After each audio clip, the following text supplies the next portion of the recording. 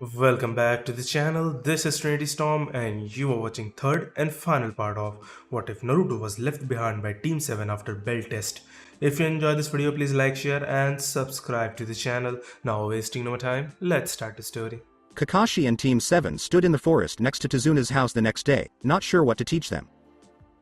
He didn't have to worry about Tezuna being killed while he was training with his team because Hayate had taken on the role of his guard.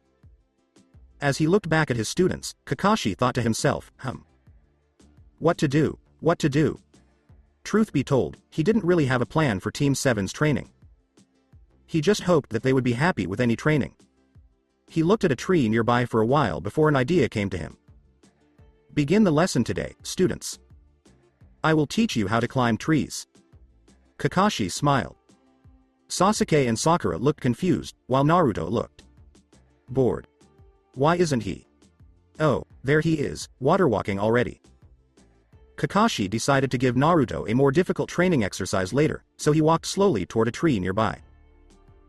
He put his foot on the tree's trunk and then kept walking, but this time he was walking up the straight tree, which made Sasuke and Sakura look shocked. It didn't take him long to get to a pretty high branch and hang upside down from it. What Kakashi said got nods from the two Genin. This is tree walking. Basically, you need to use chakra to stick your feet to the tree. Too much chakra and you'll be blasted off, and too little chakra and you won't stick. Sakura asked Kakashi. Sensei, does the same rule work for walking on water? She remembered Naruto, Kakashi, and Zabuza running on water as if it were land. Well, that is a more advanced chakra control exercise, but the principles are similar. If you complete this exercise, I will show you the next step afterwards. When he was done with his show, Kakashi carefully walked back down the tree, being careful not to hurt his broken ribs. Because Naruto gave them medicine, they were already well on their way to healing, but he still couldn't do anything too strenuous because they might set wrong. When Kakashi got to the bottom, he stopped moving because he knew his chakra reserves were full.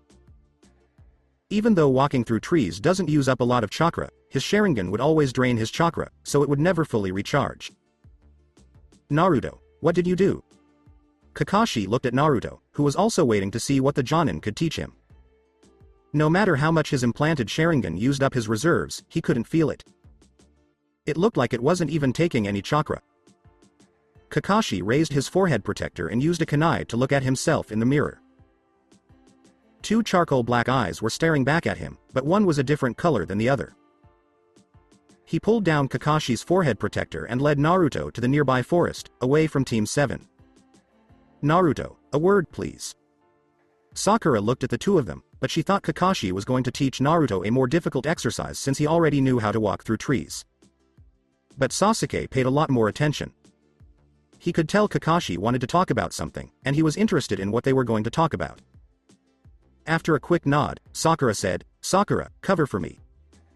I want to see what they are doing. Sasuke only asked her to do something for him a few times, and she was happy to.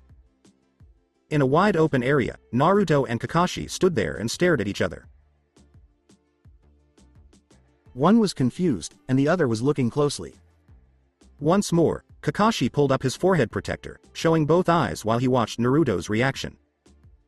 Like everyone thought, the boy already knew that his Sharingan wasn't working. Kakashi asked Naruto, would you like to tell me about my eye? There was something Naruto did that stopped the chakra from going to his eye, but he didn't know what it was. Naruto said, well, I closed the tenketsu to your eye, because he didn't think he had done anything wrong. Close the tenketsu? Naruto, I don't want to say that I don't believe you, but you need precise chakra control and in-depth knowledge of tenketsu to even think about closing them. Let alone one near such a dangerous location like the eyes. Kakashi sighed in disbelief. He knew his student had grown without him knowing, but he didn't think he could do something that only the Hyuga were known to be good at.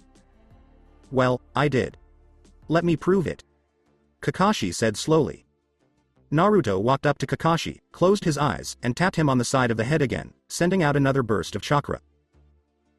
As it turned out, Kakashi started shaping chakra again without meaning to, and the Sharingan appeared in his left eye almost right away. As soon as Kakashi felt his chakra being used up, he quickly pulled down his forehead protector and covered the eye again. I'm sorry I didn't believe you, Naruto, Kakashi said. The boy nodded and gave him a small smile. Naruto's smile came off when he asked, "But do you know how dangerous what you just did was? What if something went wrong? Also, why didn't you tell me as soon as I woke up?" Naruto didn't seem happy about hearing Kakashi scold him. "Do you think I never thought of that? I didn't know if Gato had hired any other ninjas as good as Zabuza and if they would come after us after you passed out. That was the best choice. I was also pretty sure there wouldn't be any problems. The only thing that could have gone wrong is that the chakra stream that is always going to your eye might not have been able to block the tenketsu." Naruto thought to himself for a moment that he had been wrong not to tell Kakashi. If another ninja attacked Kakashi as soon as he woke up, he might not be able to defend himself because he wouldn't know that the Sharingan was temporarily turned off. "However, I'm sorry I didn't tell you when you woke up. I forgot about it." Hearing Naruto's words made Kakashi feel a little better. He wasn't happy that Naruto had done something dangerous without his permission, but he knew that the boy knew the risks. If he were in the same situation, he would have done the same thing if he had no other choice.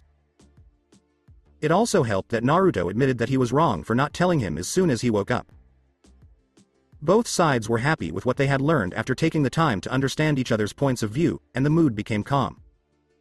Naruto looked at Kakashi's covered eye and still felt that it was draining the man's chakra. He was confused for a moment before he spoke up. "Kakashi. Sensei, why don't you close your tenketsu when you're not in battle?"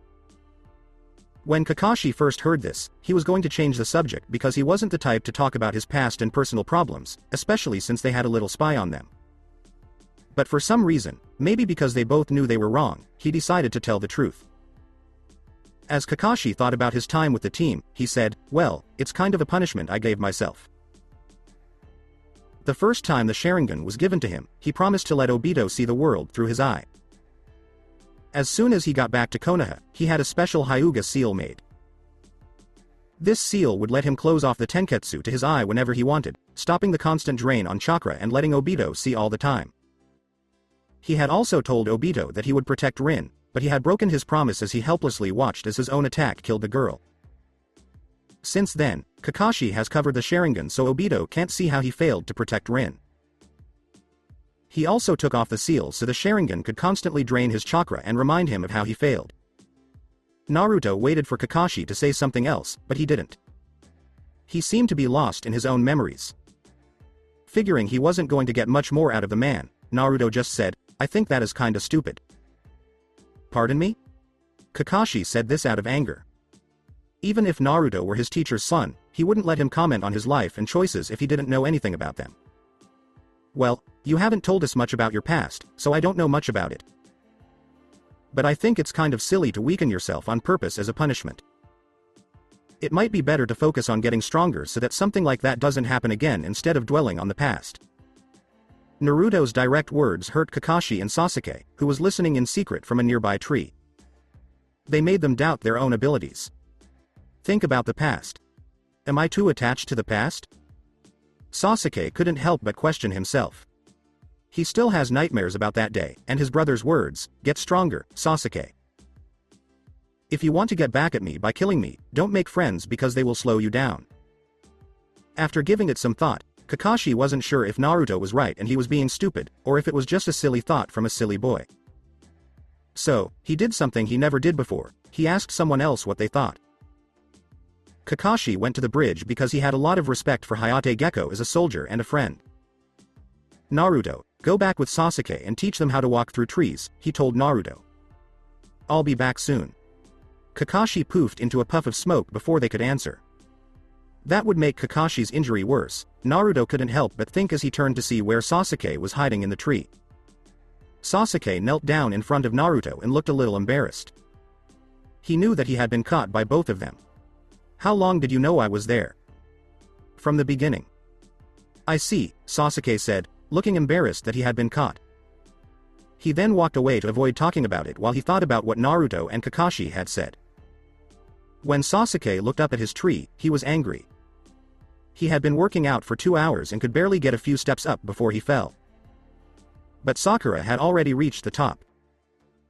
She was still going up and down, though, because Naruto told her to, in order to raise her chakra levels. It was annoying that everyone else seemed to be making faster progress than he was, even though he was working hard to get ahead. Naturally, Sasuke wouldn't be so low as to ask for help. His father had taught him that he didn't need anyone else's help and should do everything on his own. It worked at the academy, so why not now? Naruto looked confused at why the boy was having so much trouble, but Sasuke didn't know it. Sasuke could already shape chakra into a C rank elemental technique, so he should be much better at controlling chakra than he was. He had an idea as he watched Sasuke run toward the tree again. Running? Could it be? When Sasuke failed again, Naruto told him, "Sasuke, stop there." When Sasuke looked at Naruto, the boy who had changed a lot since the academy, he was interested. "Don't run before you can walk. You should already be able to do this." Naruto told them, "This isn't some kind of competition." When Sasuke heard this, he wasn't sure what to think. If he didn't hurry up his training, he would make less progress. But then he remembered that his previous attempts had failed, so it wouldn't hurt to listen to Naruto's wise words. Sasuke focused on his chakra and took deep breaths to calm down. He then slowly pushed his foot against the tree. 1 step, 2 steps, 3 steps. He quickly beat his old record as he made his way to the top of the tree. He had to keep focusing on sending the right amount of chakra to his feet, so it wasn't comfortable or easy by any means. But he did it. He climbed the tree. If he could do it this time but not any other time, why? Was it really true what Naruto said? Was I rushing too much? Sasuke asked himself.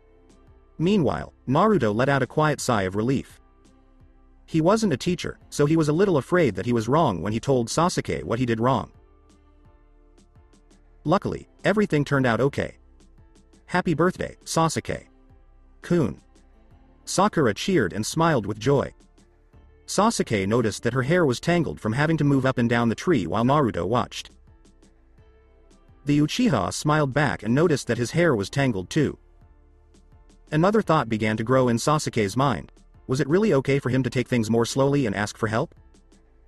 One piece of advice from someone else had saved him the hours he would have wasted training alone. Well done. Now you can do what Sakura is doing and tell Kakashi. Sensei comes back, Naruto said as he dropped his leaf, which was mostly broken up into dirt. A voice from far away said, "Kakashi won't be back for today, so he gave me your training." When the three of them turned around, they saw Hayate walking toward them. Where did Kakashi-sensei go? What did Kakashi not show up for? Naruto and Sasuke already had a rough idea of why. Did I annoy him? Naruto asked himself in shock. He didn't mean to hurt Kakashi's feelings on purpose.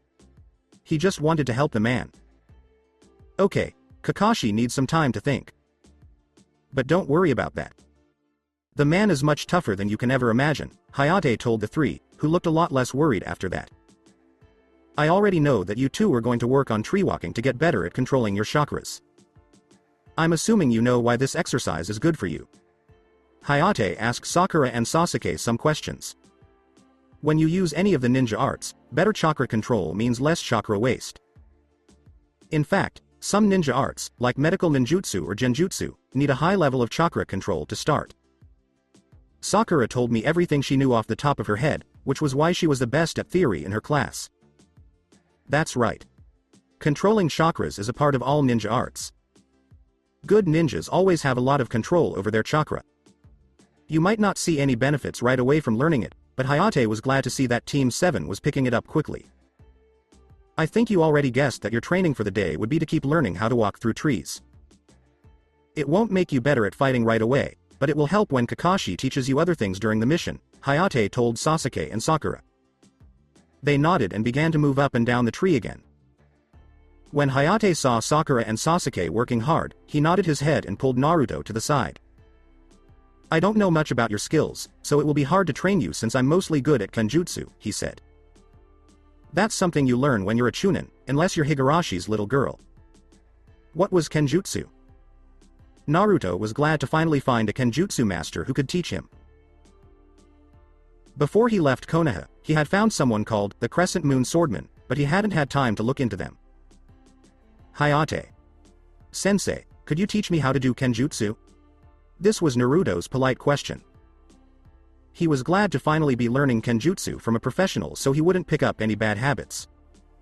What is kenjutsu? I don't mean to sound condescending, but it will take you longer than a few weeks to get used to the sword, Hayate told Naruto. The boy seemed even happier after hearing this. Naruto said, I've been practicing with a sword for a little over a month now, but I didn't dare learn any stances on my own. He then dug through his ninja pack and pulled out a sealing scroll right in front of Hayate's eyes. With a chakra pulse, a small wooden training sword appeared in Naruto's hand. As an expert in kenjutsu himself, Hayate could only say how impressed he was by the training sword. He could tell that Naruto had taken good care of it, but it was still pretty worn down from all the training he had done with it. Hayate asked, then show me what you can do. Naruto walked over to the nearest tree, kicked the trunk, and several leaves fell off. Hayate looked confused. As the leaves fell to the ground, they seemed to go in 1,000 different directions at once. The slightest breeze made their paths even more random. Naruto held on tight to the sword and tried to figure out how the leaves were moving before blurring his hand forward and stabbing at the leaves. Hayate saw that some leaves avoided being hit by the sword, while others fell apart as soon as they touched it. He also saw that some leaves had been skewered onto the sword without doing any major damage. Hayate thought to himself, impressive. It looks easy at first glance, and almost anyone could do it with a standard metal sword that was made to cut through the air easily. However, the wind from the blunt sword would push the leaf away if it wasn't fast enough. Even though the exercise is a bit rough around the edges, it is definitely a way to improve accuracy and speed. Naruto looked at Hayate with hope when the last leaf hit the ground. He hoped he had done well enough for the man to think about teaching him. He came up with this exercise after he thought he had mastered the first stage, which involved balancing weight on the tip of the sword. Hayate said, you have a strong foundation, Naruto. The boy blushed in shame that his hard work was being noticed. Very well, Hayate said, I will teach you the basics of kenjutsu. Naruto cheered to himself, yes. He was excited to learn how to swing his sword in a standard way. What is the basic sword style and why am I teaching it? That's what I need to do before we start. You already know that the basics are the most important things. It's true that all styles, like kenjutsu and taijutsu, can be traced back to their roots. Everyone starts from the basics, which is why they have got down from the hundreds of techniques that kenjutsu began with to just 8 moves and 8 angles. The 8 moves are paraste, riposte, slash, stab, lunge, sweep, block, and sword drawing. The 8 angles are straight up and down, diagonally down from the left and right, diagonally up and down from the right and left, and horizontally left and right. There are other sword moves and angles, but they are all pretty much just variations on the 8 basic moves. Get it? When he was done talking, Hayate looked to see if Naruto had kept up. I see what you mean. In a way, then, every advanced sword style is built on the basics. That's right. People think of the basics as an all-around swordsmanship that can be used for both offense and defense. But some people have made styles that are more offensive by adding more attacking moves. Others made their styles more defensive by using defensive techniques and focusing on striking when the chance came up. Hayate was glad Naruto was asking questions. Teachers like it when their students ask a lot of questions because it makes them feel like they're not talking to a wall. Hayate taught Naruto the 8 basic sword styles and how to use them for a few hours. To Hayate's surprise, Naruto learned the moves quickly and easily. His execution was a little stiff and jerky because he wasn't used to them, but he didn't move like he had only had a few hours of training. This kid is really smart. Not even Yugo-chan could learn this quickly, Hayate said to himself as he praised Naruto for the 100th time today. On the other hand, Sasuke and Sakura had also made good progress in tree walking. Sasuke could now move at jogging speeds without falling, and Sakura was able to stay in the trees longer and longer each time. Alright, let's take a break. There should always be a lot of rest in between workouts. If you train too much every day, your progress will stop, Hayate told everyone who stopped. It's clear that this made Sakura feel better. She didn't have much energy left. All she wanted to do was take a shower, eat, and go to sleep. Naruto and Sasuke, on the other hand, were not completely satisfied but still did what they were told. While thinking about his plan with Naruto and Hayate, Kakashi sat on a nearby roof and carelessly watched over Tazuna, who was closely watching the volunteer workers. Not long ago. Maybe using the shunshin wasn't the best idea. Kakashi thought as the pain in his injury turned worse. It did its job though, and he was already close to the bridge. Kakashi saw Hayate right away. He was sitting on top of a nearby roof and carefully scanning the area every so often. They looked at each other for a moment before Kakashi walked over to him. Though Hayate was interested, he still offered the silver-haired Genin a seat next to him and asked, "What are you doing here, Kakashi? Weren't you supposed to be training the kids?" "Well, they should be fine for a while if they stay where they are. After all, they're just tree walking," Kakashi grunted as he took some painkillers and moved around. "But don't worry, Naruto has already mastered the exercise, so I left him to help if they get stuck." "They are only learning tree walking now? What the hell have you been teaching him, Kakashi?" Kakashi started to explain, and Hayate wrinkled his brow. "You know, teamwork and stuff." When he saw this, he tried to make the swordsman feel better. "We are in peacetime. There's no need to train them like we are going through a war, Hayate." The stupid reason Kakashi gave Hayate didn't work because he knew the man better than anyone else. And the real reason? "If it were any other Jonin, then I would believe it, but you. Not a chance in hell." When the silver-haired Jonin heard this, he felt a little better and explained why he hadn't been training his genin as well as he should have. "Well, I don't really know what to teach them. How can I help them through problems that I have never experienced myself? I am not cut out to be a teacher." He thought, I see what's going on. He knew a lot about Kakashi, especially about his past, which would amaze anyone. Genin was 5 years old, Chunin was 6, Jonin was 12, and Anbu was 13. Of course, Kakashi probably had to work really hard to get that record. On the other hand, his skill was also a relevant factor. When Kakashi was taught a new skill, he quickly learned it, no matter how easy or hard it was. It was amazing how fast they were going, but Kakashi missed a lot of the hard things that a normal person would go through. It didn't help that Kakashi had never taught before, even though he had been captain of an Anbu team. He most likely thought he wouldn't be able to help his students enough. "Why don't you give it a try? It might go better than you think since you don't seem to have tried to teach them anything." Hayate thought that since Team 7 was only working on tree walking, he hadn't taught them anything else. Hayate didn't understand why Kakashi just nodded his head and didn't move. He thought that Kakashi had come over to get some training tips, but the fact that the man wasn't going back to his team today showed that he was having another problem. Hayate waited for Kakashi to speak in silence. He knew the man had a hard time asking other people what they thought because it wasn't something he did very often. Due to this, any attempt to get Kakashi to say something would only make him withdraw further into himself. Even though Kakashi wasn't sure if he wanted to talk about his problems, he clenched his teeth and didn't open his mouth. "I had a talk with Naruto because he had managed to close the Tenketsu to my Sharingan so my chakra reserves could fill up quickly. I was shocked when I heard this, Hayate. Someone else's Tenketsu was closed by a genin who wasn't a Hyuga? He thought he knew everything about Naruto's ninjutsu skills with the elemental ninjutsu and shadow clones, but it turns out he didn't. Word were said, but generally, Naruto pointed out that I am willingly weakening myself for a self-punishment because I am not using the seal that I had made." Kakashi ended with a sad tone. He thought to himself, so that's the problem. "And? What's your opinion on this?" Kakashi said, I don't know." He didn't want to prove himself weaker by telling Naruto that he was wrong. Naruto was the first person to notice. None of his colleagues before had, or maybe they didn't know. "Well, if you came here to ask me what I think, I agree with Naruto. I understand that it was something you hadn't thought about before because you haven't had to do an S-ranked mission in years and almost all of your missions were perfect. Since your team was also in Anbu, even if you did have problems because your chakra was low, it wouldn't put your team or the mission at great risk.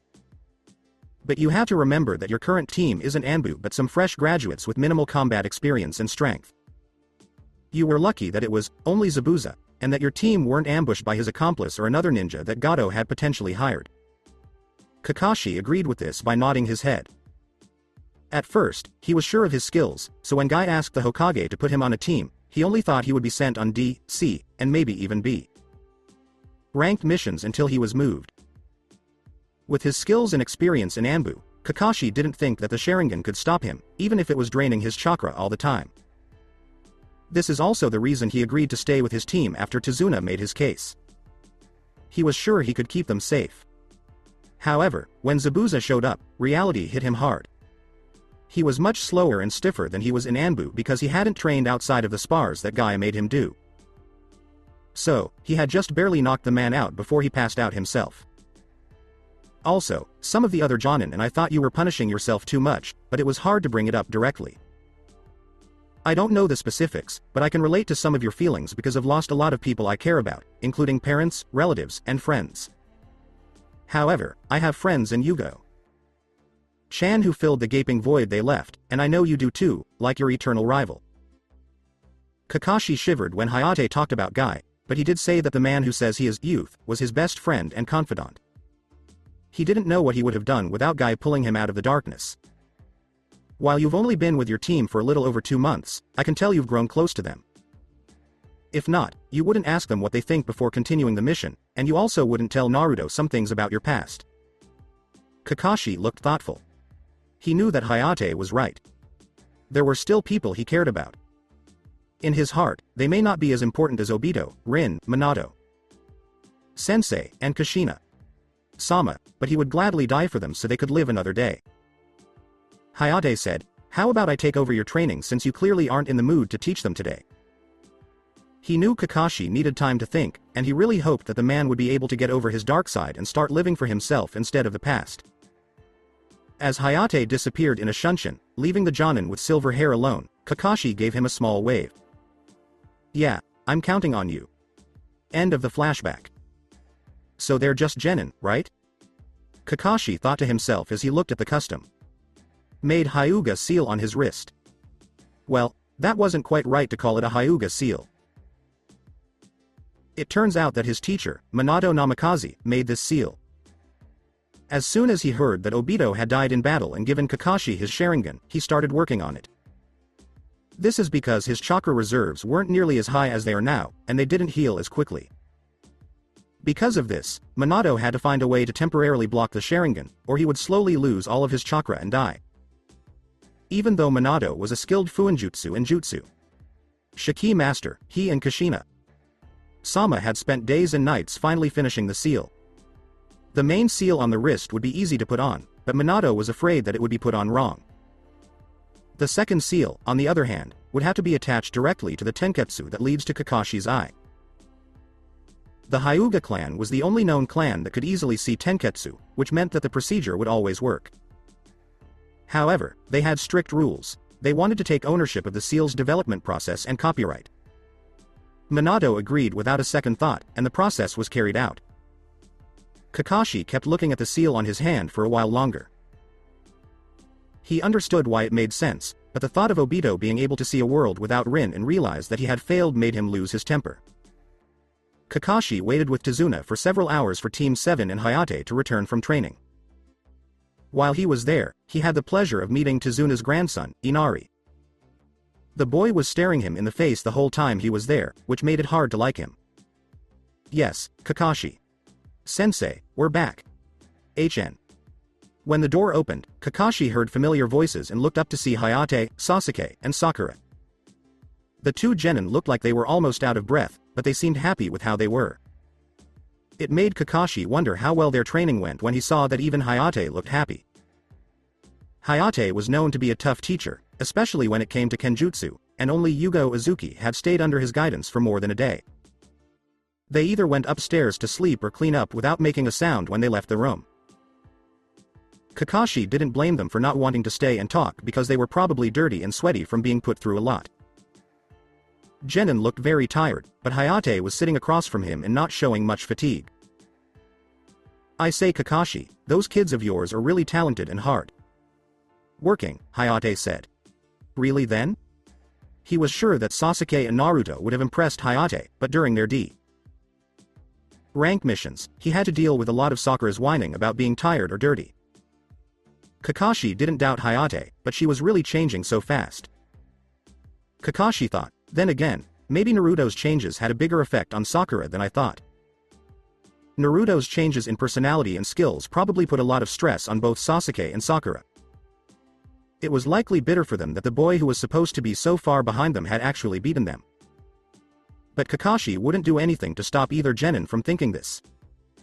He knew it would push them to work harder in training, which would help them in the long run. Yes, Sakura is very good at controlling her chakra and will definitely become an expert in either genjutsu or medical ninjutsu in the future. Also, she knows more about theory than most Jonin. She could be a scary kunoichi as long as she stops thinking about how she needs to always look good for Sasuke. On the other hand, Sasuke lives up to his reputation as Rookie of the Year. Even though his talent in chakra control talent isn't as high as Sakura's, he has mastered the tree walking exercise just as quickly by virtue of his larger chakra reserve. When Hayate told Kakashi what had happened, he was impressed by how far his genin had come, but it annoyed him that the man didn't say anything about his blonde student. It was, "And what about Naruto?" Hayate seemed lost in his thoughts as he asked, "Naruto?" This made Kakashi nervous. The worry quickly turned into anger as Hayate said, "He's a monster." What? Kakashi looked like he was about to kill Hayate. He never thought that one of the other Jonin would be so stupid. Even though his training helped Sasuke and Sakura in good ways, he felt bad about letting the man get close to his genin. Hayate seemed to know what he said was wrong. He put up both hands to defend himself and kept talking. "Sorry, I used the wrong words. But Naruto is without a doubt one of the smartest students I've ever seen. He's so good, he might even be better than Itachi Uchiha. His foundations in Kenjutsu and other ninja arts such as chakra control, nature transformation, or Shurikenjutsu far surpass any graduate student or even most Chunin." When Kakashi heard this, he was shocked. Naruto was so smart and skilled? However, I have a worry about something.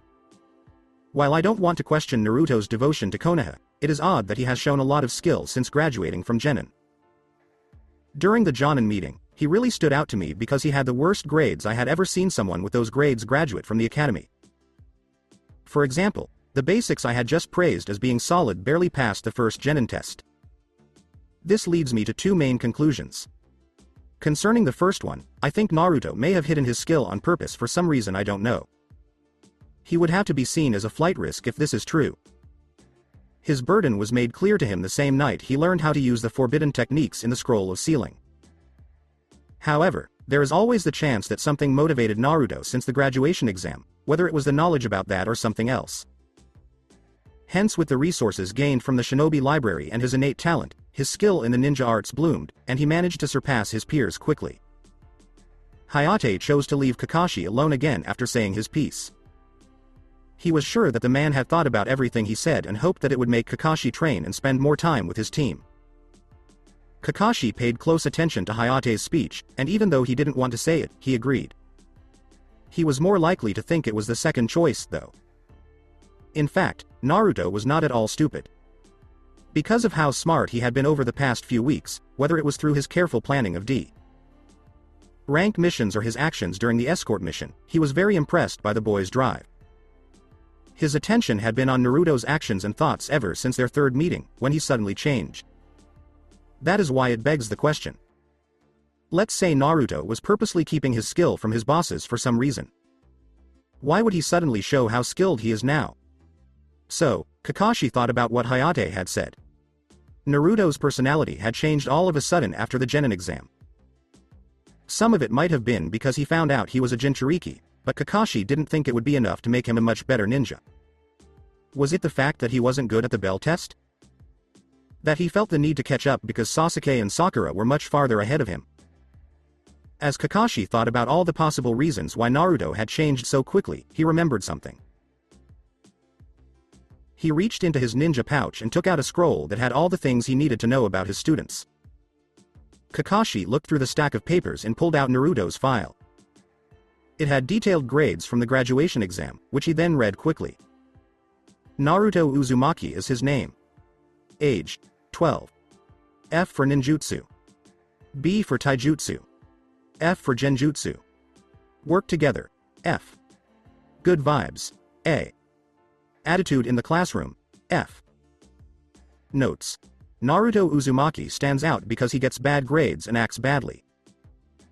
He doesn't have good control over his chakra, so he can't do any of the basic ninjutsu moves, like the clone technique, kawarimi, or the rope escape technique. Extra information. Naruto Uzumaki failed the graduation exam at first, but with help from Chunin Iruka Amino, he learned the shadow clone technique and caught the traitor Mizuki Toji. The third Hokage gave him a Genin headband as a reward for these good deeds. He did not remember reading it at all because it had been a long time. Naruto's grades were pretty bad when he looked back, but there was one thing that stood out to him. He can't do any of the basic ninjutsu moves because he can't control his chakra well enough, rope escape method. When Kakashi read this, a red flag went off in his mind. His years of experience from years of infiltration and gathering information while he was in Anbu almost made him scream, "This is where the problem is." The last puzzle piece that was stuck in the back of his mind finally fit together by some miracle. He had always been interested in why Naruto had changed so much after the Genin test. Naruto started to show anger and mistrust toward him, which was a sudden change in his mood. After only a few tries, not trying to bond as a team. An abrupt rise in skill. Kakashi thought about the end of the Genin exam for a while. Where he and Team 7 had left the boy tied to the post while they went back to their own homes. He did it because he was too lazy to take it down, not because he meant to. In his mind, every Genin knew how to use basic escape techniques like the rope escape technique very well. That's why it was just meant to be a harmless joke. That being said, what if Naruto couldn't get out as easily as he thought? The boy must have been left there for at least an hour if that was true. And that was assuming that someone had seen Naruto and helped him get free. Oh my god. Kakashi couldn't get this thought out of his head once it came up. It all made sense to him as he thought about it more. Naruto would definitely be mad at his team for leaving him there with no one to check on him. Of course Naruto would become interested in ninja basics all of a sudden, because being stuck in a situation where you can't do anything is something that stays with you forever. He had to make sure of it.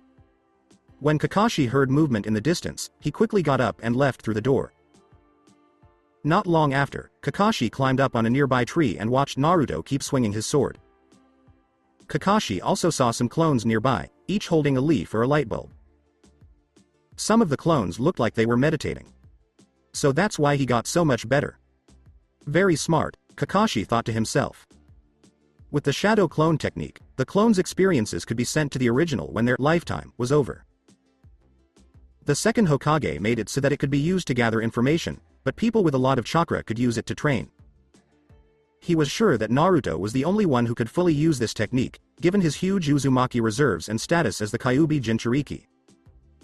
When Naruto felt Kakashi watching him from afar, he stopped what he was doing and looked up. Two blue eyes and one black eye met. When Kakashi looked more closely at Naruto, he saw that the boy was still wary, even though Naruto let down his guard when he saw him. Naruto tilted his head and asked, "Kakashi. Sensei?" He was curious about why his Jonin teacher was watching him. He wasn't too happy about the man's lack of self-defense.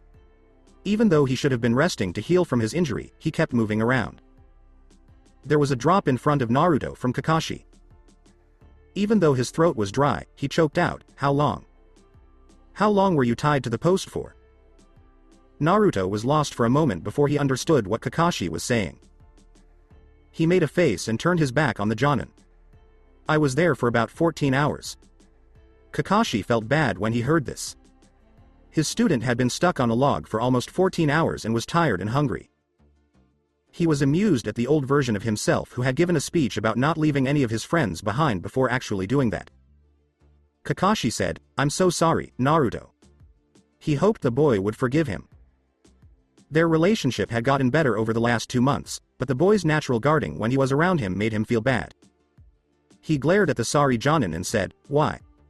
Why did you leave me there?" He had always thought about that one thing. He was aware that Kakashi was smart because the man had always checked on him when a normal person missed him.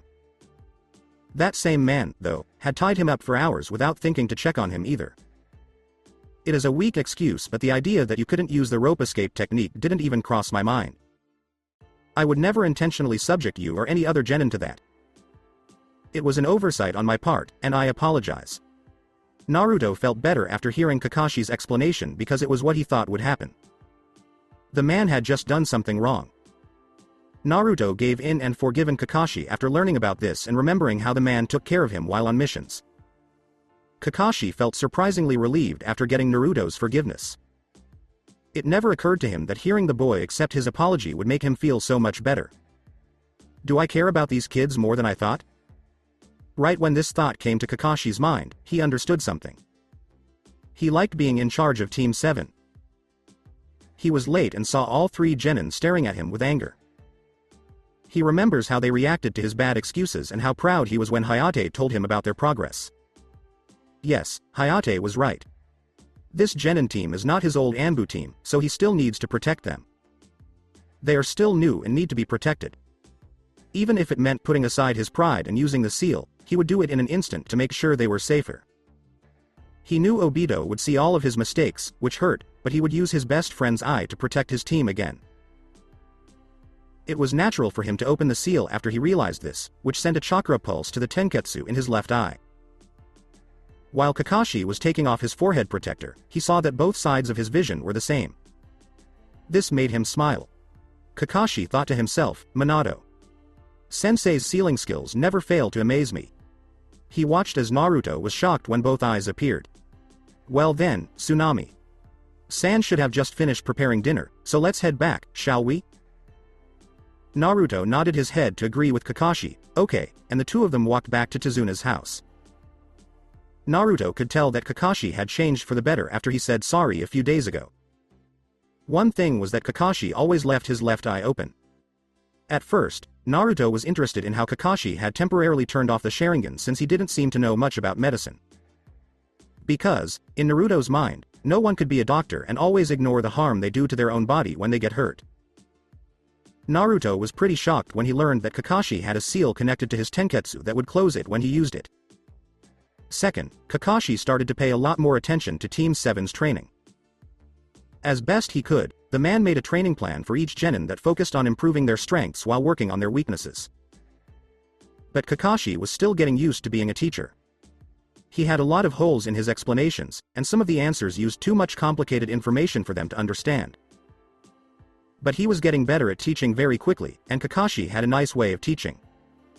A good mix of theory and real world applications. Naruto had also spent a lot of time with Hayate learning Kenjutsu at this point. He was the Crescent Moon swordsman that the blonde had heard of. Kakashi had also said that he was fine with Naruto taking time away from training to learn from Hayate because Hayate was better than him at Kenjutsu. Why was Kakashi still stuck in the past when he had changed for the better? While practicing the moves that Hayate had been teaching him, Naruto couldn't help but wonder. He was in a wide open area. After accepting Kakashi's apology and forgiving him, Naruto didn't think there would be any problems. There was no doubt in his mind at this point that he would hold on to any kind of recognition, probably because he didn't have many friends. Of course, Naruto has never had a problem with this way of thinking before. The few people in his life who could actually say sorry to him used to make him quickly let go of any anger he had toward them. He took care of them. In order to fix their relationship, he didn't mind giving up his dislike for one of their past actions. It wasn't hard for him to make that choice or implement it either. But Naruto and Kakashi hadn't had the best relationship, even though the silver-haired Jonin had said sorry and Kakashi had accepted. It wasn't like they were openly fighting, far from it. Their relationship, on the other hand, is at best awkward. Naruto knew the reason before. He told Kakashi he was sorry for leaving him tied to the post, but he was having a hard time actually doing that. Another person who seemed to know this was Kakashi. He did his best to spend more time with the team and give him the space he needed. The man was also smart enough not to talk about how he had untied himself from the post, which would have brought up bad memories of the event and made their relationship even worse. So why couldn't he forgive Kakashi for what he had done in the past? Naruto understood Kakashi's reason for leaving him tied to the wooden post after he said sorry. That makes sense. Kakashi didn't know what he could do. Every year, the Genin graduation exams were given, and Kakashi had said before that only 9 of the 27 students would really pass. The Jonin who were going to test each team couldn't expect the Genin skills to be fresh in their minds before the test. even more so since they weren't sure they would pass. Naruto knew that Kakashi had also thought the same thing, which was a common mistake for which he had said sorry. Naruto knew that he didn't really tell Kakashi why he was mad, even though it was a little late. How hard the man tried to figure out what was bothering Kakashi without asking him directly was shown by the fact that he had looked at the clues he had left without meaning to. It made sense, so why couldn't he forgive Kakashi right away? Even though he didn't know what he did wrong, Kakashi had worked hard to make things better between them. Checking on him all the time whenever a civilian in Konoha turned their back on him, or even small things like making sure he ate right. Naruto had a lot of chances to talk to Kakashi, whether it was to ask him which ninjutsu to buy or for advice on things like taijutsu styles. Even though he had a lot of chances, he instinctively turned them down. Was it because Kakashi was his teacher? Mizuki, another teacher he trusted, had already lied to him and let him down. No matter if he was at an orphanage or not, Naruto never had a good time with his teachers. There may have been some kind of scar on his heart that made him dislike teachers. The worry that Kakashi would ignore him like his other teachers had, leaving him to handle everything by himself.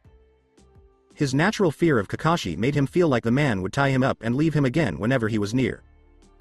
The anger at having been left behind.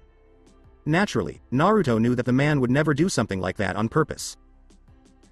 Kakashi put his life at risk to keep Team 7 safe from Zabuza. It's not possible that he would hurt them on purpose for no reason. However, reason doesn't always win over feeling. Naruto would always be a little angry at Kakashi for leaving him behind. He finally chose not to think about what had happened and would keep learning how to forgive. He felt a little less angry the more time he spent with his team, whether they were training or just getting to know each other. It worked because even Sasuke and Sakura were being nicer to him afterward. It was more like they didn't think he was stupid and couldn't do anything, which made him happy. They were still a long way from being friends, though. He didn't think Sasuke or Sakura would say sorry for leaving him tied to the post. It took Kakashi 2 months to figure it out. He didn't think the two Genin would ever figure it out. Naruto stood back and watched as Kakashi kept teaching Sakura and Sasuke. The other man turned around and gave him a quick smile before going back to what he was doing. When Naruto saw the look, he felt a pit of ice form in his stomach again. Oh, he missed being able to forgive anyone who had hurt him with just an apology. That way, he wouldn't be in this mess. That night's dinner. Naruto sat down at the table and ate everything that Tsunami had brought out.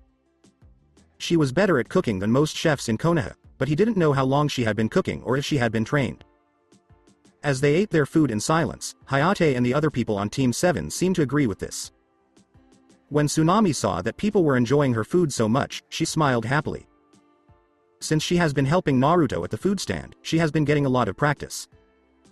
Unintentionally, Tsunami frowned in worry as it looked to the left.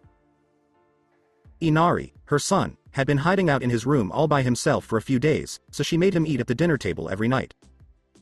But Inari didn't seem to be getting better despite this. Instead, the boy seemed to get more angry and sad the longer he was with the ninja who was watching over her father. Right now, he was still moving the food around on his plate instead of eating it. As Inari muttered, "Why?" Everyone looked up from their food and at the boy. When people looked at Inari with questions, he seemed to pull in on himself. He then glared at the ninja across from him who was dining without a care in the world. The ninjas finally got him over his doubts. They don't know how much pain the people of Wave go through every day. Inari yelled at the ninjas across from him, "Why do you try so hard? All this training is pointless. Gato has an army that will destroy you no matter how strong you are." Except for Naruto, who looked happy to hear what Inari said, the other ninjas didn't seem to be interested. They were used to hearing that regular people didn't believe in their skills. Even in a ninja village like Konoha, many regular people don't know what ninjas can do. At first, Sasuke and Sakura were fed up with being rated less powerful than they were, and they fought back against the rumors. However, they had given up after going through the same thing for 2 months. They knew that most regular people don't know what ninjas can do. At the same time, Naruto looked pleased to see this.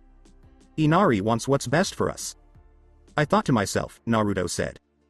For some reason, he couldn't think of another reason the boy would want them to leave Gato's rule.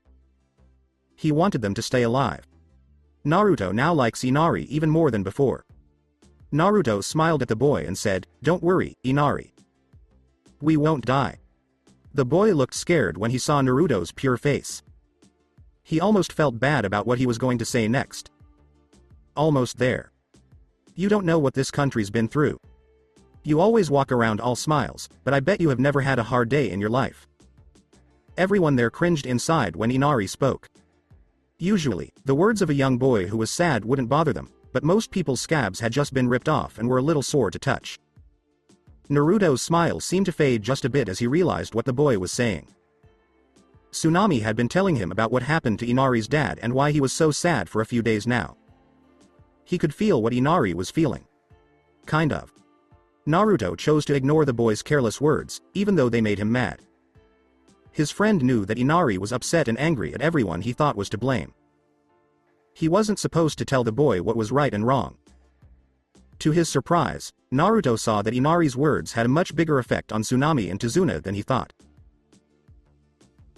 Since they had been kind to everyone the last few days, he wanted to repay the favor. Naruto thought about what he could do to help Inari understand why everyone was fighting. Some empty phrases, like, "We are fighting to free Wave from Gado's cruel rule," would not help and would even make things worse. All of a sudden, an idea struck me.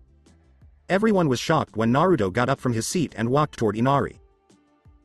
Kakashi was about to stop him, but when they looked at each other, he chose to believe the boy. At the same time, Inari looked a little scared. He had been seeing Team 7 train for a few days now, and even though he didn't think they were strong enough to beat Gado, he knew they were. Everyone was shocked when Naruto put his hand on Inari's bucket hat and pushed it down so that it covered half of his face. "Oi, what are you doing?" Inari yelled angrily at Naruto, who didn't seem to care about anything. Naruto has no right to touch his hat. It was his hat. "Would you like to go on a short trip with me?"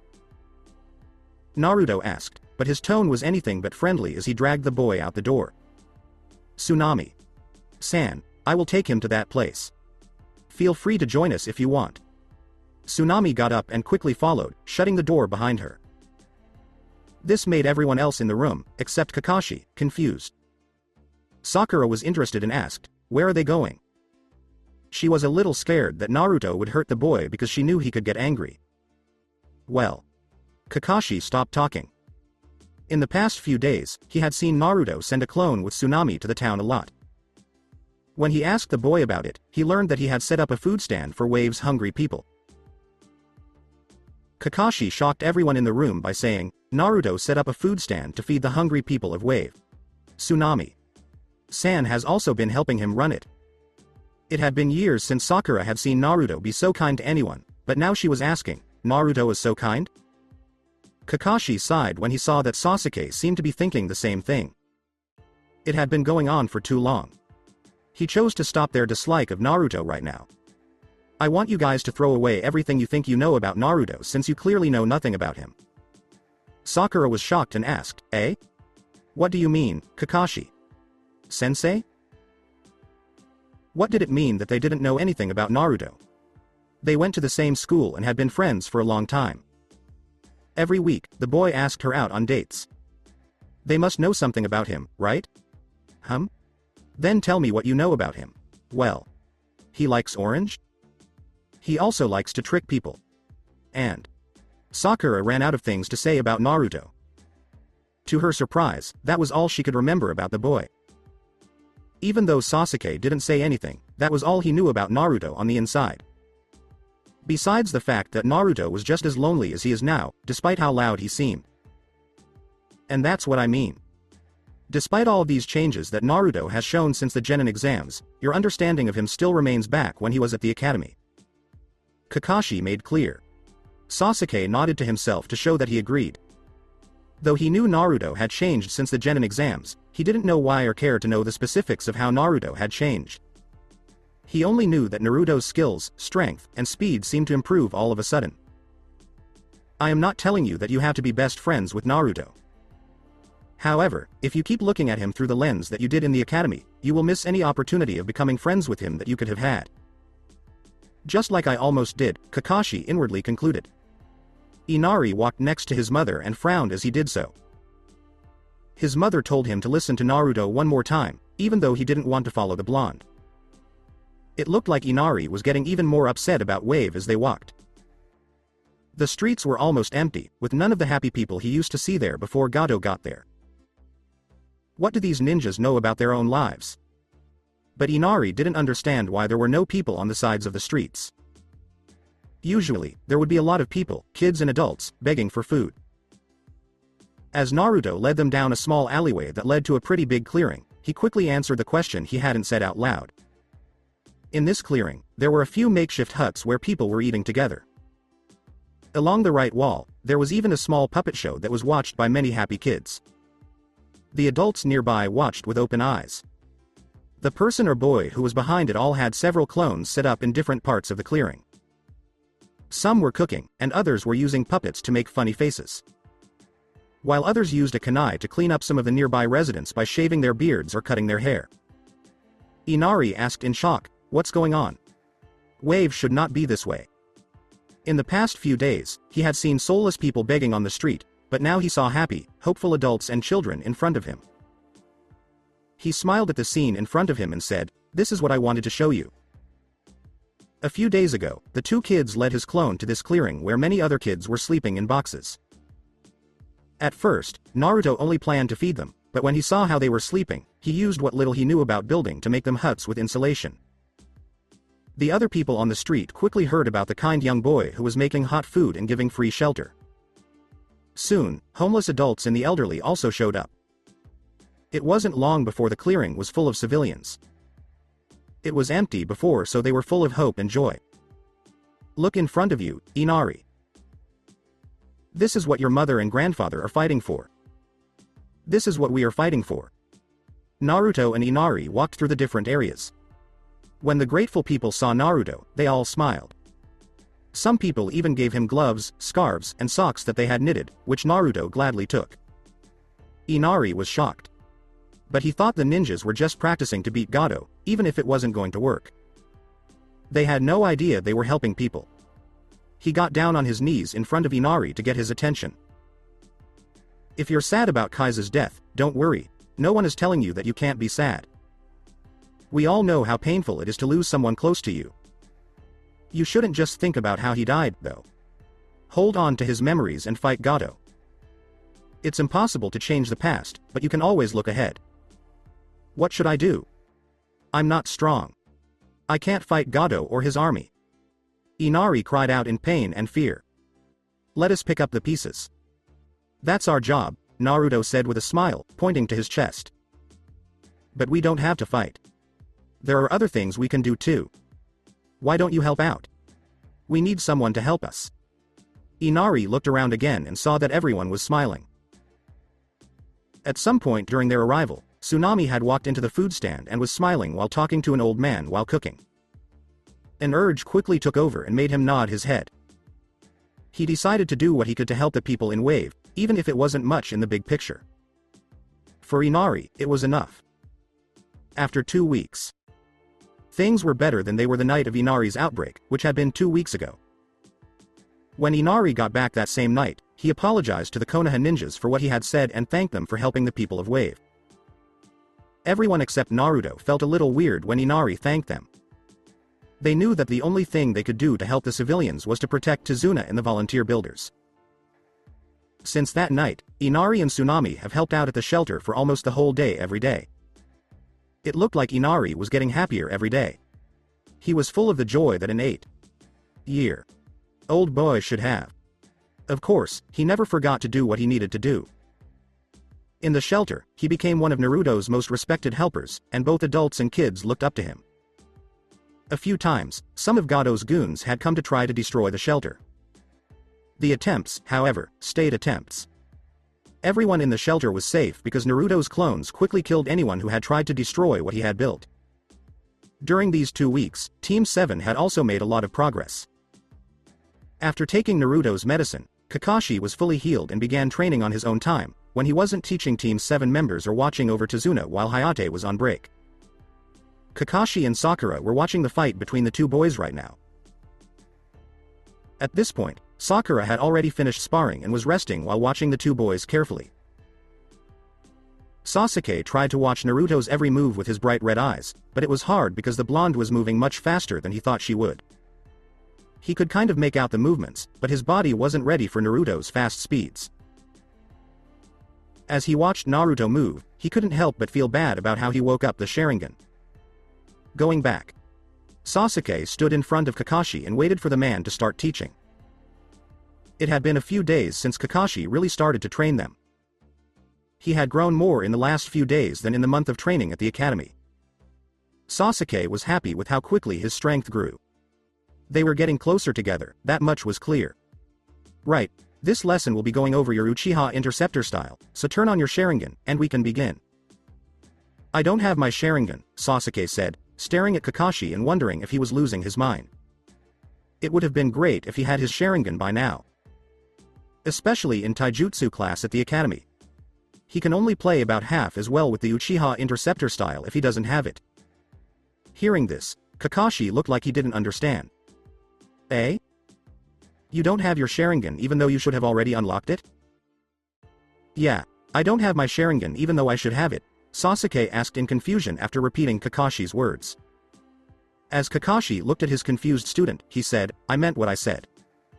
You should already have the Sharingan unlocked. You know how the Sharingan is unlocked, right? Of course, the Sharingan can only be used when you are deeply emotionally upset. Most Uchiha use it in battle, when emotions are at their strongest, Sasuke explained, still not getting what Kakashi meant. It hadn't come down to a matter of life or death yet. How did he get the Sharingan to open? Kakashi looked at his student, but the kid still didn't get it. He opened his mouth even though he didn't want to touch old scars. Don't you understand? You have already achieved the condition of emotional distress. What do I have? Before Sasuke could figure out what Kakashi was talking about, he got lost in his own thoughts.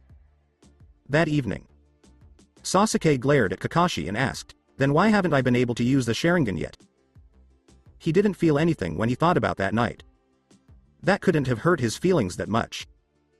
That's when Kakashi cut Sasuke off. Have you tried sending chakra to your eyes? Sasuke turned his head away. He hadn't really. Putting chakra into his eyes, Sasuke saw right away that the falling leaves around him slowed down and almost stopped.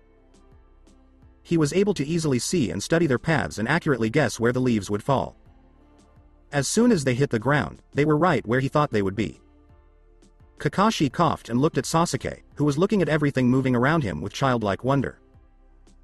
When Sasuke looked at his teacher, the tips of his ears turned red with shame. It had been over 6 years since he unlocked his Sharingan, but this was the first time he used it.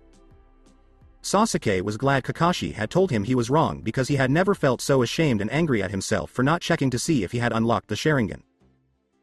The Sharingan gave him a big advantage in battle and let him finally use the Uchiha Interceptor style, which was mostly about watching his opponent's moves and counter-attacking based on what he saw. Kakashi wanted to make fun of his student, but he chose not to for now. Instead, he began sparring slowly with Sasuke to help him get used to his new reaction times. Yes, when? That was a different story. End of flashback. Sasuke looked at Naruto and said, yet, even though I've come a long way, he's still so far ahead. He was out of breath from working so hard on the Sharingan, but the blonde wasn't even tired. The taijutsu match was over when Kakashi waved his hand and said, that's enough. Sasuke would not learn anything and would be more likely to get hurt if he kept acting this way. Before their tense muscles relaxed, Naruto and Sasuke both made the hand seal of peace. Sasuke told himself, I will win next time, but he wasn't sure. Naruto heard this, but all he did was smile in a strange way. In the beginning, he might have felt a little good about beating his supposed rival. But after sparring with Kakashi, he lost all of his pride in an instant. Having been helpless against someone much smarter, stronger, and faster, he knew what it was like. It didn't help that Kakashi was always reading erotica during their spars and didn't seem to get him. Besides that, the fight with Zabuza woke him up. Trying to beat his peers shouldn't be his main goal. Of course, he would never think less of their abilities or skills.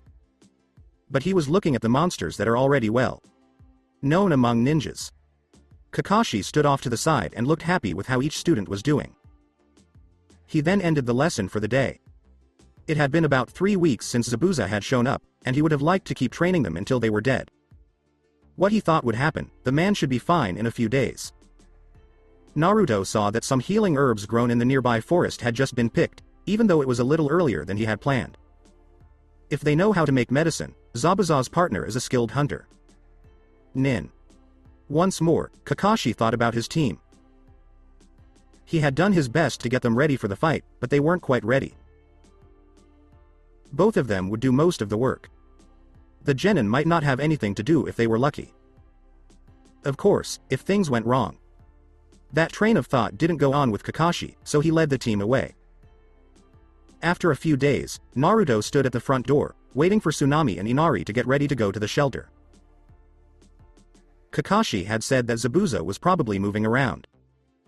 So, they would have to spend more time keeping their clients safe instead of training. The Genin were a little upset to hear this because Kakashi's training had helped them grow recently, but they knew what was most important to them. At first, everyone planned to keep an eye on Tazuna. However, Naruto chose to protect Tsunami and Inari instead, saying that they were in the way of Gado's plans to weaken the Wave People's will. They were also at risk of being taken out. They were going to leave the rest of Team 7 to watch over Tsunami and Inari as well, but Kakashi changed his mind when Hayate told him that Tazuna was still the main target. Gado would probably send at most thugs to attack Tsunami if he wanted to do it. Calling from upstairs, Inari looked at the two hats in front of him and said, "Give me a second. I'm almost ready. Why? Red? Blue or?" It was hard to decide. Inari was making the hardest choice of his life when all of a sudden, Naruto got a lot of information. A clone that he had placed around the area saw two armed men arrive at the nearby dock. They started their journey to Tazuna's house as soon as they got on the land. Naruto has learned a lot about Gado's servants from working at the shelter for about 3 weeks since it opened. Two men were at the very top of the list, just below Gado. These are Waraji and Zori, two samurai who worked as bodyguards for Gado. Because Naruto knew who they were, he could already guess a few things about why they were here. It was meant to break Tazuna's spirit. Gado had already killed Wave's hope by actually killing Kaiza in public, and almost everyone respected him. It was clear to Naruto that if the same thing happened to Tsunami and Inari, Tazuna would give up all hope. Wave was the main reason why Gado's rule was still being fought. Nairo thought to himself, "I can't let that happen." Even though it wasn't part of his job, he had grown very close to the 3 people they had been protecting over the past few weeks. Not many people treated him like a normal boy, but Tazuna, Inari, and Tsunami were the only ones who did. Naruto-san, is there a problem? When Naruto turned around, Tsunami was standing behind him with the hand puppets, spices, and cooking tools in a small backpack. Naruto said in a soft voice, "Yeah, I need you two to hide for a while. Trust me and don't look outside." When Tsunami and Inari heard this, they looked scared and knew right away that someone was there to hurt them. But when they saw Naruto, their fears went away. They thought he would protect them because they had seen him easily get rid of a lot of bad guys. Tsunami moved a piece of the rug and then opened a trap door while giving Naruto a soft nod. Then she took Inari and hid in the basement until Naruto came back. Naruto closed his eyes and watched the beings in what he had now named hyper-awareness mode. In fact, the samurai did get closer, his light turning a little red, and he finally reached the door. Naruto could hear whispering voices from the other side because his hearing was very good. "Is this the place?" "Yeah, do you want to do it?" "Sure." Before someone knocked on the door, there was a lot of movement. Naruto opened the door and immediately kicked the men in front of him twice, sending them flying across the front deck. He knew they weren't there to talk. After doing this, Naruto got ready for a fight, but he was confused when he saw that the two samurai were groaning in pain on the ground and had no plans to get up. "Hey! What is going on?" Naruto asked himself as he looked at his foot. He had just kicked with his normal foot in a pretty normal way. So why did his enemies fall so quickly? He thought the battle would be more dangerous. News from Wave's regular people told him that Waraji and Zori were very dangerous people who could cut through stone walls like butter. Maybe they're not hurt after all, so I should lower my guard? It was impossible for Naruto not to think. If they could, they were scary characters who could trick even his hyper-awareness, just like Zabuza's partner could. It was very important to take them very seriously. The samurai's plans to hurt Naruto didn't fool him, so he called up a few clones. These clones slowly moved toward the downed samurai, waiting for them to attack without warning. Take one step. There are 2 steps. There are 3 steps. Naruto couldn't say anything about what he saw. When the clones tied up the samurai, they met no resistance. In fact, calling them samurai was rude to all samurai. Their names were not known, and they were not very good at kenjutsu. Naruto asked, "Now. Why don't you tell me why you're here?" The 2 samurai just looked at each other and didn't say anything. It doesn't matter if the kid in front of them beat them easily. They still wouldn't give up their goals. There is no way they could get away if they betrayed Gato and the man found out. He has so many connections that he can reach anyone. He scratched his head and looked at them. Getting information from prisoners wasn't something he had done before. He was a front line hitter, so why would he mess around with other things? He remembered to add it to Naruto Uzumaki's ultimate ninja training plan. Step 1. If more than one person is being questioned, separate them. Naruto went over the basics he had learned at the academy in his head, making a copy and putting the 2 samurai away from each other so they couldn't hear each other. Step 2. Make them feel scared. Naruto looked at Zori, the samurai who stood in front of him. Even though he looked desperate earlier, the man was still keeping quiet. He didn't think the boy in front of him would hurt him. Now, tell me everything you know. If your story is different from your partner's, well. Naruto smiled and made a hand motion that looked like it was cutting something. That sweet smile looked like it belonged to the devil to Zori. He didn't want to be tortured by such a scary boy, Gato be damned. You promise you won't kill us if what we say is true?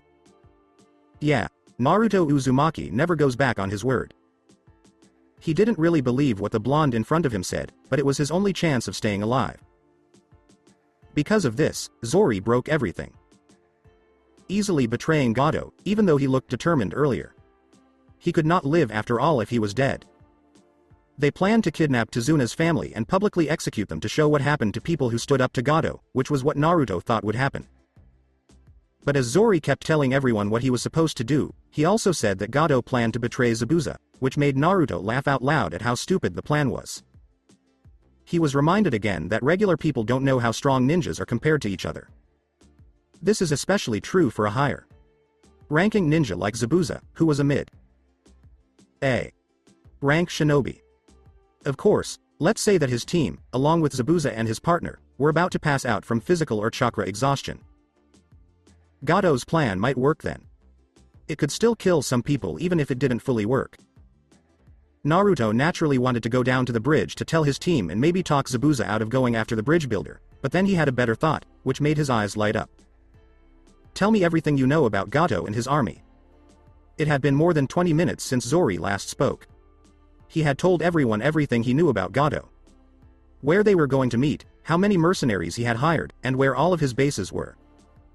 He told them everything he knew about Gato from 3 years of following him. Zori even hoped that the ninja would kill Gato at this point. So he wouldn't have to deal with the man's anger when he finds out they betrayed him. Naruto was happy with what he had learned and spelled out the clone. Waraji, Zori's partner, then gave Naruto a confession that was almost exactly the same. Naruto brought the 2 samurai together and checked to see if their ropes were tight after hearing everything he needed to hear. Did you do that? You said you'd let us go. Waraji screamed in anger, but Zori did nothing but sigh at his partner, who was stronger than smart. What do you mean? You can't leave yet, but I promised I wouldn't kill you. I don't need you to mess up my plans. Naruto smiled as he tied the last knot in the rope. Plan? Zori asked, looking scared about what the demon in front of him was going to do. Naruto didn't answer the question. Instead, he made a clone sign and called up several shadow clones. You know what to do? Yes. As a puff of smoke covered them, all of the clones nodded at the same time. The samurai saw that the clones had changed into the bridge builder's family as the smoke cleared. But when they turned left, their hearts grew cold. Why, you? Waraji screamed in fear as he saw that one of the clones now looked just like him. But for some reason, the clone looked like it was badly hurt. Waraji and Zori saw the clone respond with a simple smile. Then they felt a sharp pain in the back of their heads and passed out. Naruto and his clones, who were dressed up, followed the path the samurai had taken and eventually found a small boat by the dock. Naruto saw a thick mist moving toward the unfinished bridge as he looked off into the distance. Say, Zabuza thought to herself, I hope my team will be okay until I finish my part of the plan. It wouldn't help to freak out and run over. He has been training for a few weeks now, but he is still not strong enough to fight Zabuza. Naruto used his hyper-awareness and the information he got from Zori and Waraji to get around the area like he knew it like the back of his hand after crossing the lake. The clones were moving closer to the hidden base when they saw a group of tents and campfires where mercenaries were sharpening their weapons. Waraji, you're hurt. What took place? Did you fall? Ha ha ha. When the clones showed up, a mercenary looked up and quickly saw that Waraji's clothes were stained with blood. Meh, the ninja beat me to it. It was fun to hear his screams as I killed him to get back at him. Waraji looked without meaning to, as if he were enjoying a pleasant memory. The hired guns stopped when they heard this. Gato had only been their boss for about 2 months, but they already knew what kind of sick hobbies Waraji had and prayed for the dead ninja. Zori, you were able to get a nice looking one back. Why don't you let us brothers experience her? One of the mercenaries said this rudely as they looked at Naruto's clone that was dressed as Tsunami. Yeah, let us show her what a real man is like. Another hired gun tooted. Gato wouldn't even ask for Zori if she wasn't stronger and more important to him at work than he is. He would just take her. Let us talk about that after the mission. I need to let boss know that a few things have changed.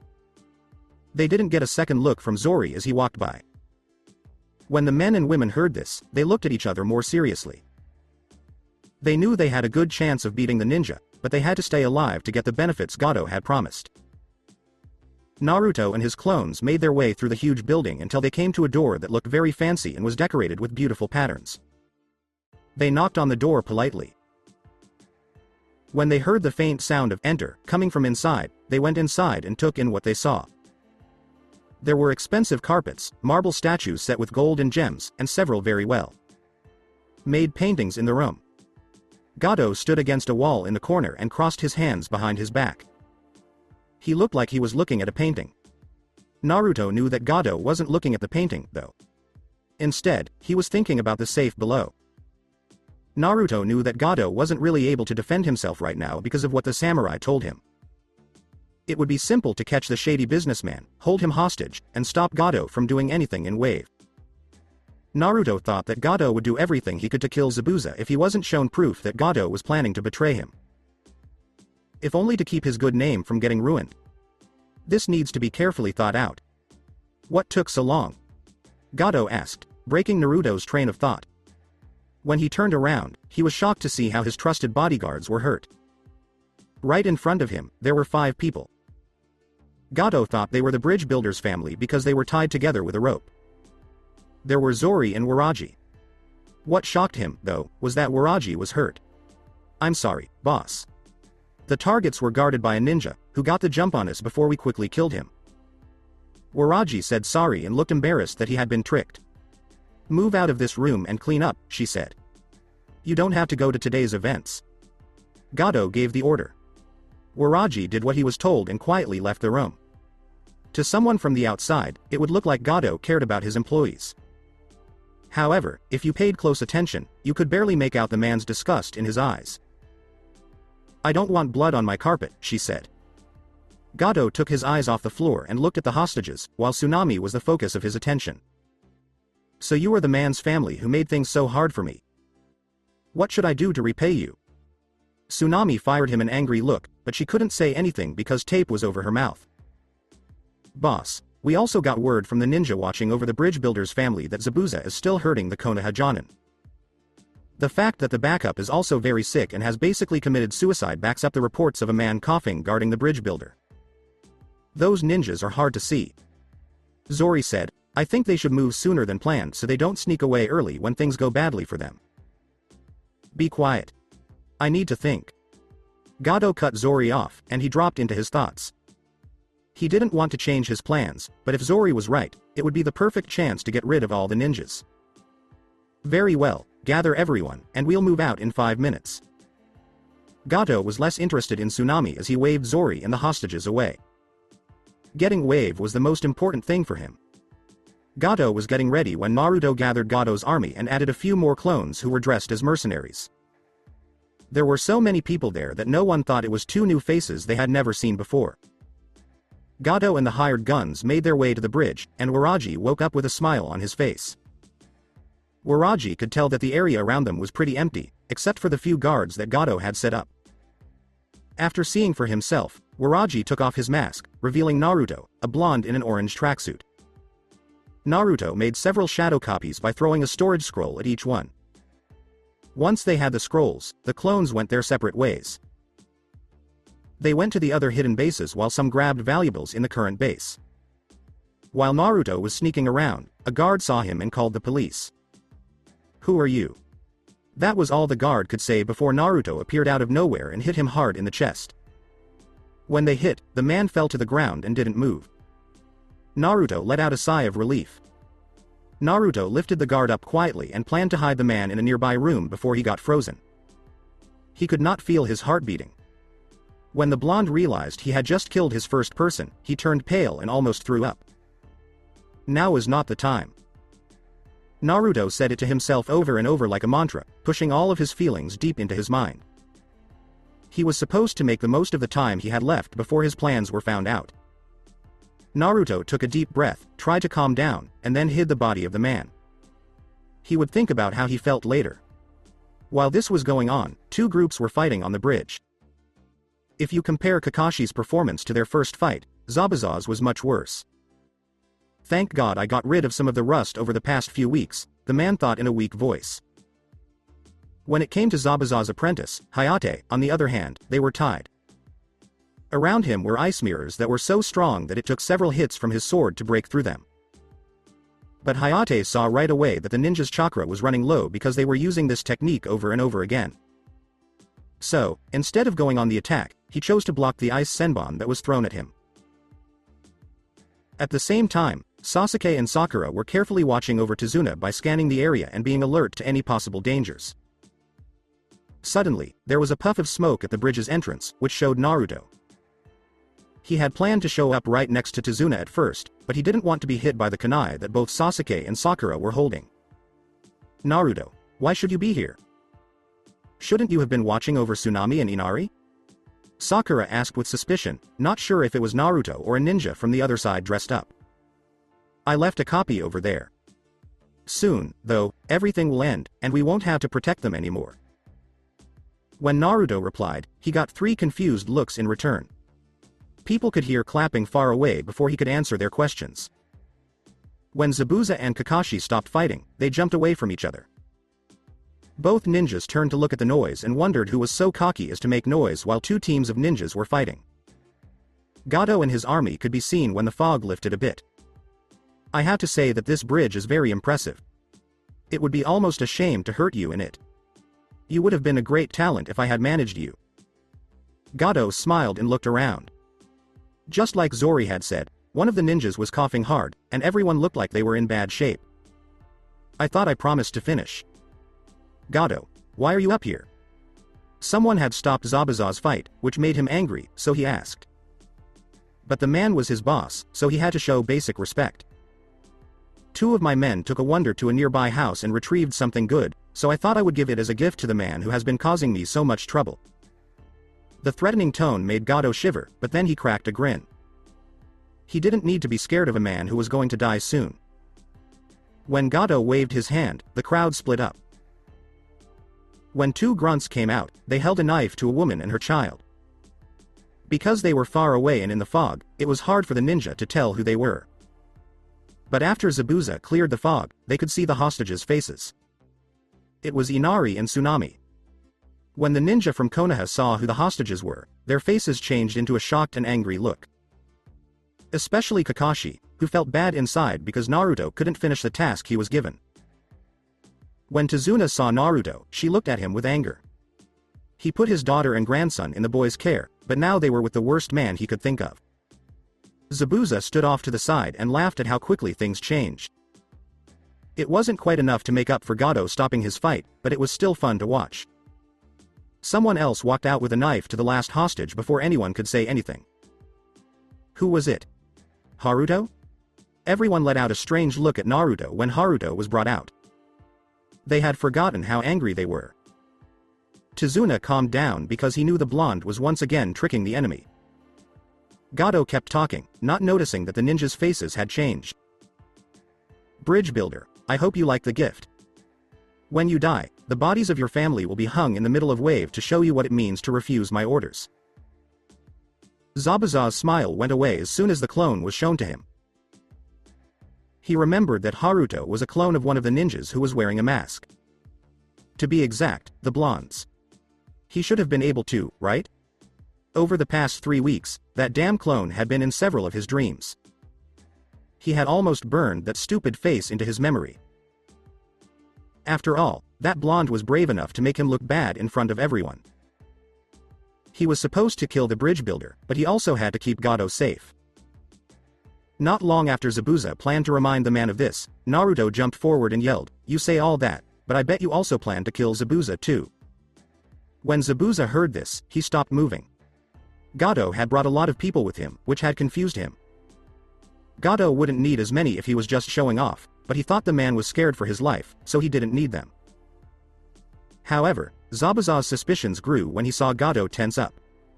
As he looked more closely, he could feel that the mercenaries were giving off a hint of hostility. They might have been able to hide it from a normal ninja, but this one knew a lot about how to kill. No one could hide their desire to kill in front of him. Is this jerk making trouble or is he telling the truth? Zabuza couldn't help but wonder. Brother, what are you talking about? Gato tried to defend himself, but one of his gang members jumped out and hit him. Waha! How did you find out about boss's big plan? Before giving Gato an amazing look, the grunt bleated and laughed in a way that was almost fake. Look at them, boss. They're not strong. Get our weapons ready, and let's fight. No, Gato was cut off again by another thug who jumped out in a very similar way. All of you. Get your weapons ready. Now is the time to work for money. Oh my gosh. When the men heard this, they pulled out their weapons and gave the ninja scary looks. But a few smarter ones hesitated and then joined in, getting sucked in by the crowd. These jerk teammates. Gato shivered with fear, and his face turned a few shades paler. He wasn't planning to attack right now because the shinobi weren't tired yet and he knew what that Genin by Zabuza could do. Of course, Gato thought that his mercenaries would easily beat them if they attacked when everyone was tired. It worked on other chunin he hired, so it should work on a Genin too. The grunt from before yelled, "Charge!" And the rest of them ran forward before Gato could stop them. It was hard for most people to see Tsunami, Inari, Haruto, and the bad guys who started the chaos, but they winked and then vanished. This brat, Zabuza thought, admiring and irritating him at the same time. He was thankful that the blonde ninja had planned this play because it let him know how Gato was going to betray him. Haku. You don't need to fight these Konoha ninjas right now. The deal is broken, Zabuza said. Gato was the only person he would hit with his anger. No one betrays him, and he gets away with nothing. Yes, Zabuza. Sama. As soon as the new masked nin saw Hayate, he joined Zabuza in his fight against Gato's army without even looking back. Naruto felt sick as soon as Zabuza attacked the mercenaries for the first time and killed several men in one blow. He was to blame for this. What if he hadn't caused all the trouble and made Gato and Zabuza fight right away? After that, there might have been another way to stop that massacre. Naruto was sure there had to be another way. Naruto kept watching, though he was feeling very upset, and everything that was happening became a perfect memory for him. Tens of people have died because of what he did, and tens more will die because of what he did. It didn't matter if he was trying to save his team or not. Despite this, he could only think of one thing. It was really simple. Naruto was afraid that the same thing would happen to him and that he would be used and killed like a chess piece. It was doable. In every war, thousands of ninjas of all ranks are killed.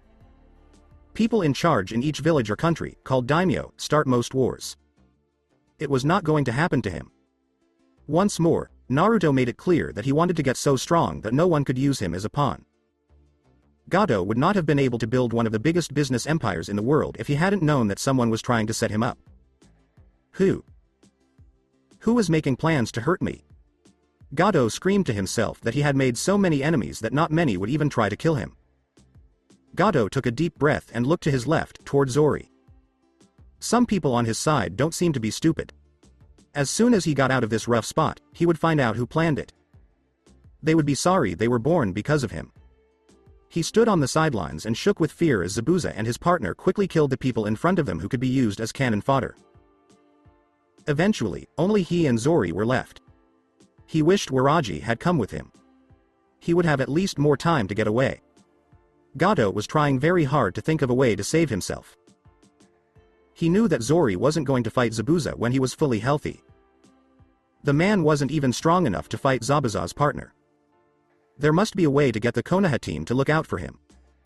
Like a hostage. Taken hostage? Gato's mind was hit by a flash of light. He quickly looked around to see if he could find the bridge builder's family. Even though Zabuza might not care about them, the Konoha ninjas did show that they did by how they reacted. He could offer to protect them in exchange for their lives. But he couldn't find the bridge builder's family or the men who started the trouble anywhere. Not possible.